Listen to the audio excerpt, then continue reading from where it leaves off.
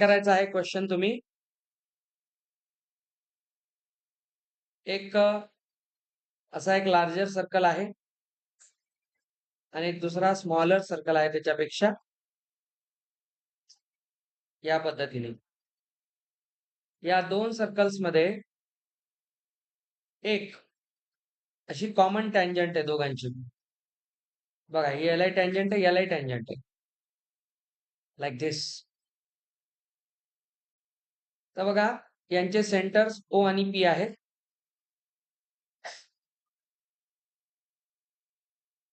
तुम्हाला सांगितलंय यांच्या रेडाय आहेत 8 and 4 सेंटीमीटर.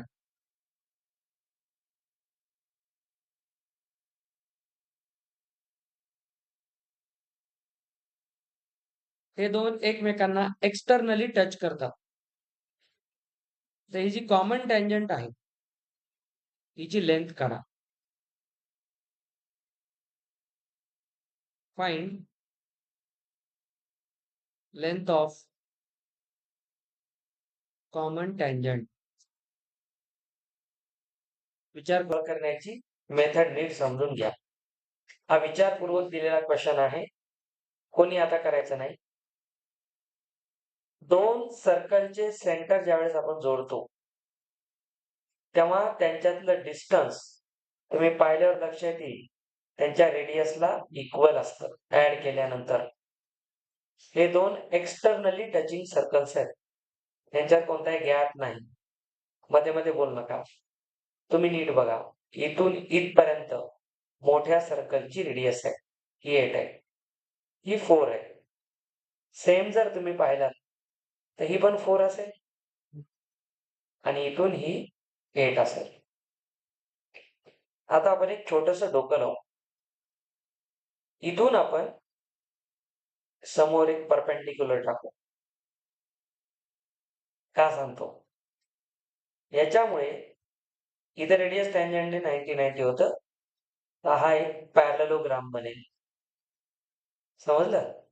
इथे पण 90 आहे, हा 90 आहे, तर हा 90 आहे, तर हा रेक्टँगलही बनेल.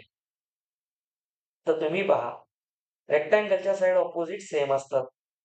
तर ही रेडियस 4 आहे, तर इथून इथपर्यंत 4 आहे आणि इथून पूर्ण 8 आहे, तर हा तुकडाही 4 आहे. दिमाग कसा लावायचा असते चेक करा. या प्रोसेसने एक राईट अँगल ट्रायंगल भेटला. या राईट अँगल ट्रायंगल मध्ये 8 + 4 12 काय झाली हायपोटेन्यूज, बेस झाला 4. पायथागोरसने हाईट काढा. हाईट आली तर ऑपोजिट साइड म्हणजेच कॉमन टँजंट, ही त्याची लेंथ. तर आपण याला कसं करणार? तर याला आपण लेट्सचे नाव दिलं XY, नाही पी आहेच ना, XP. तर एक काम करा, सगळ्यांनी इकडे पहा. XP काय होईल? √ OP² - OX². OP आहे 12, OX आहे 4. हा झाला 144 - 16. तर हा किती होईल? 128. याला आपण लिहितो 16 × 8 म्हणजे हा 4√8. सर याला पण 4 × 2 लिहिता येते. तर 4 × 2 बाहेर मध्ये 2. The answer should be 8√2. Opposite sides are equal of rectangle, म्हणून length of common tangent is 8√2. पाहून घ्या, ही याची खरी टेक्निक आहे. हा स्टेट बोर्ड मध्ये क्वेश्चन आहे नंबर्स चेंज करून, पण तुमच्या सिलेबसला धरून असल्यामुळं त्याला बोर्डसाठी IMP धरा. असे क्वेश्चन बोर्ड मध्ये येऊ शकतात. चला, PQ is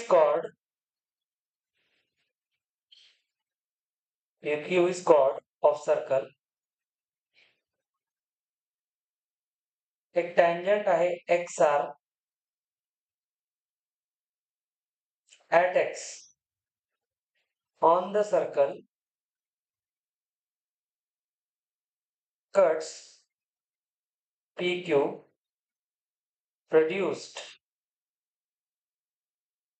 at R if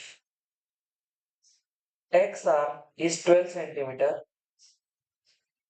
PQ is X centimeter, QR is x minus 2 centimeter. Find x in centimeter. दिलेल्या इन्फॉर्मेशनने फिगर बनवा, गोष्टी क्लिअर होतील. हा जो क्वेश्चन आहे, मी तुम्हाला जी एक्स्ट्रा थिअरी शिकवली होती सेकंड पिरियडमध्ये, त्याच्यावर डिपेंड आहे. दिलेल्या इन्फॉर्मेशन नुसार हा तो सर्कल, या सर्कलला मी एक टँजंट काढतो. तुम्हाला म्हटलेले tangent at x, let's see he tangent आहे. ॲट एक्स म्हणजे हा पॉइंट एक्स आहे आणि याच्यावर कुठेतरी एक पॉइंट आर आहे. आता तो काय म्हणतो, PQ एक कॉर्ड आहे. ती कॉर्ड आपण प्रोड्यूस केली तर आर ला जाऊन भेटते. तर कंपल्सरी तिची कॉर्ड आहे या अशी काहीतरी असेल. ही ती PQ कॉर्ड आहे, ती पुढे आर ला जाऊन भेटते. मी तुम्हाला एक्स्ट्रा याच्यात एक रेडियस टँजंट प्रॉपर्टी सांगितली होती, सिकॅन्ड टँजंट प्रॉपर्टी आणि सिकॅन्ड टँजंट थेरम. तर बोललो होतो तुम्हाला, प्रॉपर्टी साइडशी रिलेटेड असते, थेरम अँगलशी रिलेटेड असते. दूर से पास वाला फॉर्म्युला होता. तर इथे तुम्ही बघा, एक्स आर 12 आहे, क्यू आर एक्स मायनस 2 आहे, पी क्यू एक्स आहे. तर याच्यासाठी आपण एक फॉर्म्युला पाहिला होता, टँजंटचा स्क्वेअर हा दूर से पास यांच्या प्रोडक्टला इक्वल असतो. तर जवळ कोण आहे, क्यू आर, इंटू दूर कोण आहे, P R. This is the relation. This is called tangent सिकॅन्ड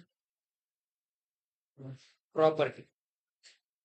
यानुसार एक्स आर 12 आहे, क्यू आर एक्स मायनस 2 आहे आणि पी आर येतो बघा एक्स प्लस एक्स मायनस 2. दोन्ही मिळून होईल ना, तर इथे क्वाड्रॅटिक मिळेल.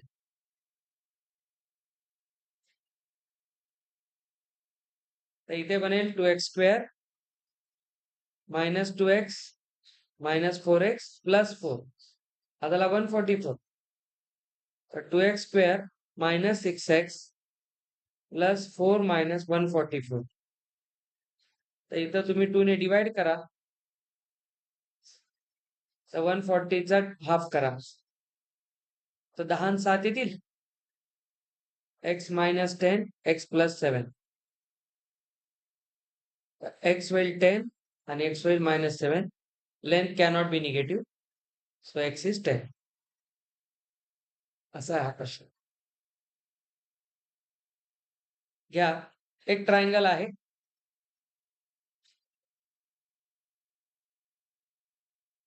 या ट्रायंगलच्या मध्ये एक सर्कल इन्स्क्राइब्ड आहे.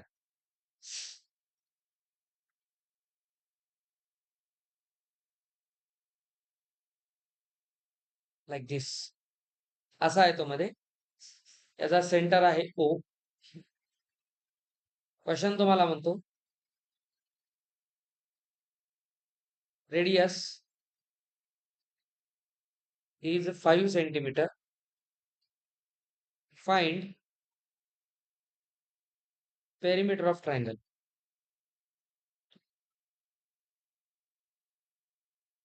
मी आधीच सांगितलं, माझा एकही प्रश्न आजचा म्हणजे सिंपल नाही.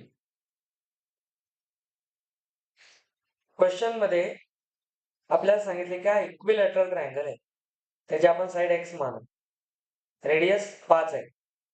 तर आपण काल एक असा क्वेश्चन केला होता स्टेट तुमच्या NCERT मधला, त्याचीच ही कॉपी आहे. तर मोठ्या ट्रायंगलचा एरिया मधल्या 3 ट्रायंगलच्या एरियाच्या समला इक्वल असेल. तर आपण एक काम करू, एरिया ऑफ ट्रायंगल ABC आधी घेऊ. इक्विलॅटरल आहे, इक्विलॅटरल ट्रायंगलचा एरिया असतो √3/4 into side square. Side x square मानली तर एरिया होईल √3x²/4. आता इथे जो एरिया आहे बघा, एरिया ऑफ 3 ट्रायंगल्स इनसाइड, सगळे कॉन्ग्रंट आहेत बघा. रेडियस 5, सगळ्यांचा बेस सेम, हाईट सेम. तर पूर्ण एरिया होईल 3 टाइम्स, 3 आहेत ना, half into base into height 3 आहेत ना, म्हणून आपण 1 करून 3 केलं त्याला. तर वर किती? तुम्ही एक काम करा, इथून त्याला 3 इंटू 5x/2 लिहा मुद्दाम. हे झालं सेकंड. आता 1 आणि 2 सेम असतील आणि या तिघांचं मिळूनच हा बनलेला आहे. तर तुम्ही याला इक्वेट करा. लक्ष द्या. असं करण्यामागचं रिझन आहे, इथून एक √3 कॅन्सल होतो, इथे एक राहतो आणि इथून हा याला डिवाइड करून 2 होतो. तर इथून आला x²/2 आणि इथे आला 5√3x. आता याला 2 ने मल्टिप्लाय करा, तर 10√3x. तर इथून x² तुम्ही एक कॅन्सल करू शकता. इथे कॅन्सल करायला काही अडचण नाही, ठीक आहे, कारण याला एक सॅटिस्फाय कोण करेल? 0 करेल. 0 तर करतोच. तुम्ही वाटल्यास असं करू शकता, x² minus 10√3x is equal to 0. समजलं? एक x कॉमन काढा, तर x minus 10√3. That's your answer. Option is here. येते. तर बघा, एक 0 आहे आणि एक पॉसिबल रूट हे आहे. x तर लेंथ आहे, लेंथ 0 नसणार, त्याला रिजेक्ट करा. तर x मायनस 10√3 0 होईल. तर इथून x ची व्हॅल्यू काय होईल? 10√3. ही झाली साईड, एक साईड. तर पेरिमीटर असते 3 into side, 3 into 10√3. So answer is 30√3 centimetre. कालचाच क्वेश्चन होता. काल एनसीईआरटी मध्ये डीप मध्ये काम होतं. इथे इक्विलॅटरल ट्रायंगल दिल्यामुळं आपलं काम सोपं झालं. आणि काल बघा की तर 6 होती, एक लेंथ 8 होती. इथे तसंही नाही, पण कॉन्सेप्ट तोच यूज केला आपण.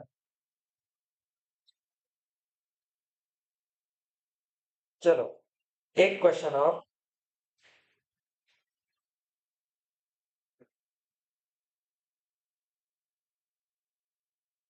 3 सर्कल आहेत एक्सटर्नली टचिंग. ऐका, हा एक सर्कल आहे, एक दुसरा सर्कल आणि एक तिसरा सर्कल. हा छोटा आहे थोडासा, हा जो आहे हा याच्यापेक्षा पहिल्यापेक्षा थोडा छोटा आहे आणि हा सगळ्यात मोठा आहे. यांचे सेंटर्स. तर आम्ही या सेंटर्सला जोडून एक ट्रायंगल बनवणार. क्वेश्चन कडे नीट लक्ष द्या. आणि आम्हाला इथं सांगितलेलं आहे, याची रेडियस x आहे, याची रेडियस y आहे, याची रेडियस z आहे. आणि तुम्हाला सांगितलेलं आहे, साइड्स आर, त्या तिन्ही साइड ज्या आहेत 9 सेंटीमीटर, 7 सेंटीमीटर अँड 6 सेंटीमीटर आहेत. तर प्रश्न आहे, फाइंड रेडाय ऑफ ऑल सर्कल्स. त्यांच्या रेडियस किती असतील?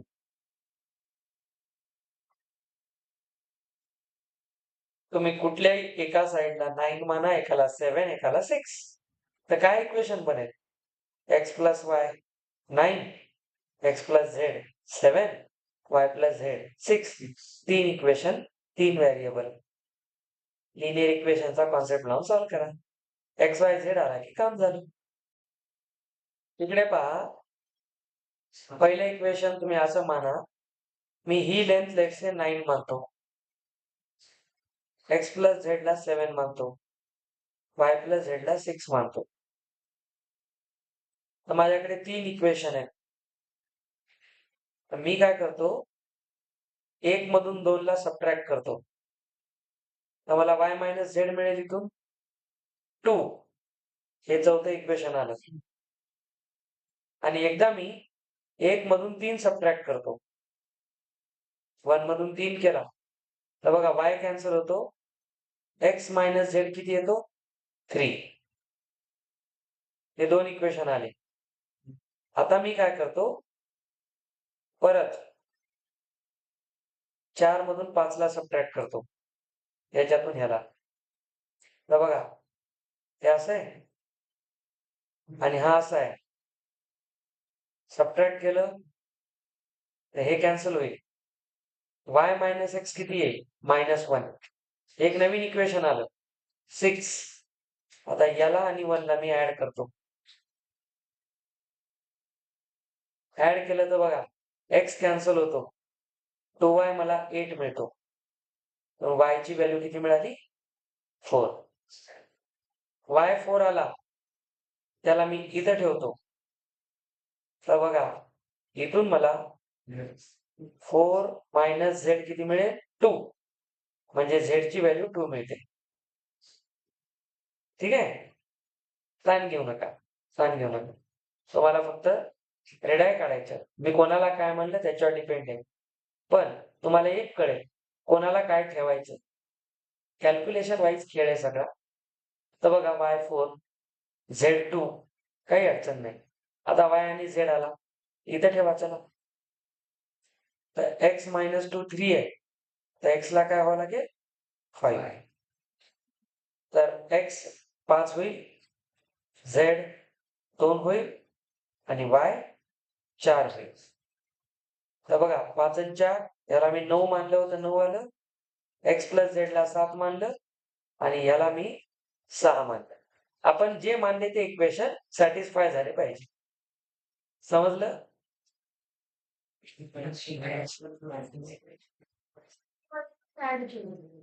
तुम्हाला याला 2 पद्धतीनं करता येते. एकदा तिघांना ऍड करायचं. ठीक आहे. तर तुम्हाला सगळे डबल मिळतात आणि मग x plus y plus z perimeter मिळते. तसंही जमते. मग आलेल्या इक्वेशन मधून प्रत्येकाला एकदा सबट्रॅक्ट करायचं. ती मेथड अजून चांगली आहे.